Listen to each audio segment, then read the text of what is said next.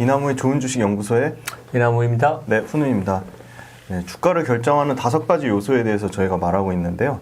지난번에는 이제 그 이익 성장률 그리고 배당과 자사주 설명해 주셨고 오늘은 어떤 걸 설명해 주시려고 그러니까 이제 하셨죠? 우리 주가를 설명할 수 있는 5가지 요소가 첫 번째는 이익 성장률, 두 번째는 배당, 네. 자사주 매입소가, 그다음에 세 번째는 이제 빚이 있는 네. 회사는 레버리지. 그러니까 너무 이제 차익금이 많으면 이제 주가가 못 받는다고 그랬는데 이제 오늘은 저희가 이제 금리 얘기를 네. 좀 해보면 좋을 것 같아요. 그래서 이제 금리가 두 가지 면이 있죠. 금리의 수준은 경제 상황을 반영해서 기업의 펀더멘털의 성장을 나타내는 그런 지표이기도 하지만 또 거꾸로 이제 금리는 그 주가 주식장의 밸류에이션을 결정하는 아주 또 중요한 변수여서 기업의 성장에도 영향을 미치는 그런 변수고 또한 기업의 밸류에이션 수준을 또 영향을 미치는 그런 변수 두 가지 측면에서 봐야 될 것 같아요. 그래서 네. 일반적으로는 여기 이제 그림에서 보다시피 우리가 지난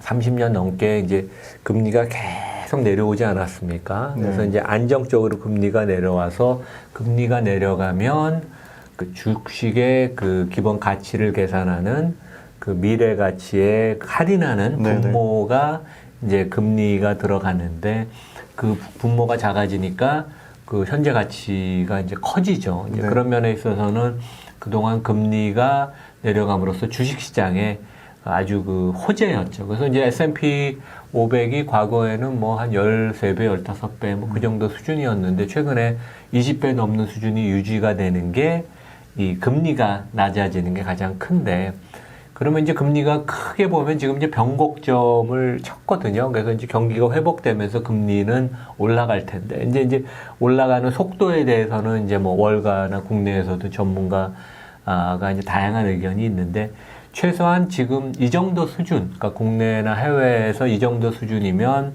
앞으로 금리가 올라간다고 쳐도 크게 시장에 주식시장에 부담이 되는 수준은 아니라고 생각을 합니다. 예. 다음은 네, 주가는 절대 가치와 상대 가치에 영향을 받는다고 하는데 이거 절대 가치는 어떤 개념이고 상대 가치는 어떤 개념인가요? 아까 뭐 주식시장을 어떻게 보느냐가 이제 여러 가지 방법이 있는데 크게 보면 절대 가치와 이제 상대 가치가 있어요. 절대 가치는 아까 말씀드린 것처럼 그 기업이 미래에 버는 돈, 그러니까 미래에 버는 현금 흐름이 이제 분자에 들어가고 그 분자를 내년, 후년 아니면 10년 후, 100년 후의 그 가치를 현재 가치로 환산하는 이제 그 디스카운트 레이스로 할인하는 것인데 이제 거기에 이제 금리가 들어가죠. 그래서 기본적으로 금리가 내려가면 그 할인율이 줄어듦으로써 미래 가치가 이제 커지고 거꾸로 금리가 올라가면 이제 분모가 커지니까 네. 이제 그 미래 가치 그다음에 현재 가치가 축소가 돼서 이제 주가에 그 악영향을 미치는데 근데 예외적인 상황도 있어요. 그래서 그 경기가 이제 빠르게 회복하는 경우에는 물론 이제 금리도 올라가서 분모가 커져서 주가에 악영향을 미치기도 하지만 금리가 올라가고 경기가 좋아진다는 것은 기업의 그 성장이 또 좋아질 수 있는 상향 조정될 수 있는 그런 여지가 있는 거 아니에요. 그래서 분모도 커지지만 분자도 같이 커져서 그 주가에 그렇게 악재는 아니다. 그래서 실제 뭐 작년 같은 경우가 그렇죠. 코로나로 세계 경기가 침체에 빠졌다가 뭐 한 10% 정도 경제 규모가 위축이 됐죠. 전 세계적으로. 근데 바닥을 치고 올라가면서 금리도 좀 올라가고 경기도 급격하게 특히 아까 봤던 그 세계 미국의 개인 소비재 지출 같은 거 보면 6개월 동안 그동안 하락했던 걸 다 만회하고 15개월 사이에 40% 이상 회복이 됐잖아요. 그러니까 빨리 회복되는 모습도 있어서 우리가 일률적으로 금리가 주가에 영향을 미치는 걸 단순화시키긴 참 어렵다. 상황에 따라서 좀 해석을 해야 된다. 이제 그런 얘기입니다. 그리고 실제 이제 워런 버핏도 그 금년에 이제 그 자기 회사 Berkshire Hathaway 주총을 할 때 자기가 진짜 경험하지 못할 정도로 올해 경기가 너무 좋다. 그래서 내가 보는 우리가 갖고 있는 수십 개 회사들이 다 지금 원가 상승의 요인이 있고 이 원가 상승을 고객한테 전가하는데 고객들의 저항이 별로 없다. 자기가 진짜 이런 것을 거의 본 적이 없다. 그래서 진짜 놀랍다. 그래서 엄청난 인플레이션이 있는데 이제 이런 얘기를 했어요. 그래서 또 지금같이 원가가 올라가도 또 그 기업들이 그 원가 상승을 다 정가를 고객한테 할 수 있으면 그 주가에는 그렇게 악재는 아니라고 볼 수 있습니다.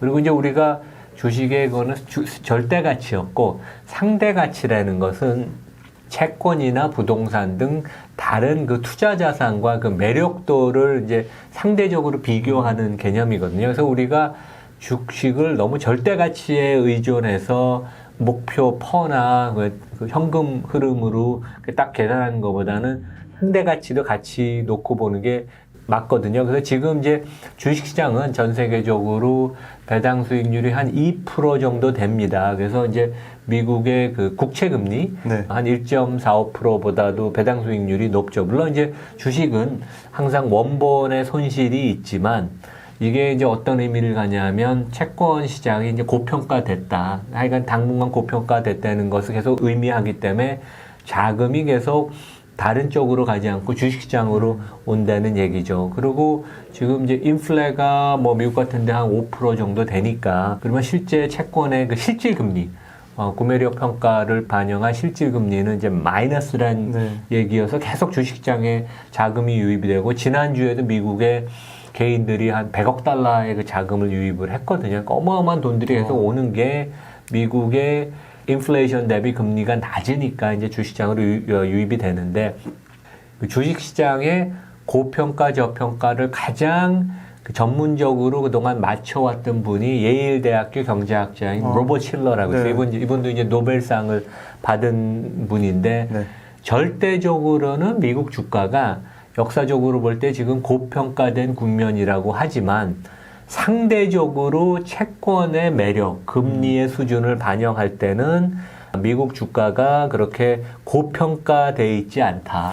채권 금리 대비 주가는 상대적으로 매력적이라는 얘기를 작년 11월에 했습니다. 그래서 이분은 수십 년의 데이터를 갖고 역세적으로 주식시장의 매력도 고평가 저평가를 얘기하시는 분인데 그런 면에 있어서는 우리가 좀 참고할 만한 게 아닌가. 무조건 미국 주가 너무 많이 올랐다고 퍼가 22배라고 이게 뭐 당장 2022년에 시장이 폭락한다고 또 그동안 얘기했던 분들도 많잖아요. 국내에도 계시고 해외에도 많은데 제 생각에 로버트 실러 교수, 예일대 교수의 얘기를 한번 우리가 참고해 보는 게 되게 의미가 있다고 할 수 있겠습니다. 이렇게 해서 주가를 결정하는 5가지 요소 중에 네 번째 금리를 말씀 주셨고 다음 시간에 이제 거버넌스에 대해서 좀 자세히 설명해 주신다고요. 거버넌스는 좀 상당히 깊이 있게 좀 뭐 워낙 중요한 이슈니까 저희가 한번 좀 더 상세하게 한번 다뤄보면 좋을 것 같습니다. 다음 주에 한번 얘기를 해보죠. 네. 선생님 수고 많으셨습니다. 네, 그래요. 네, 감사합니다. 감사합니다.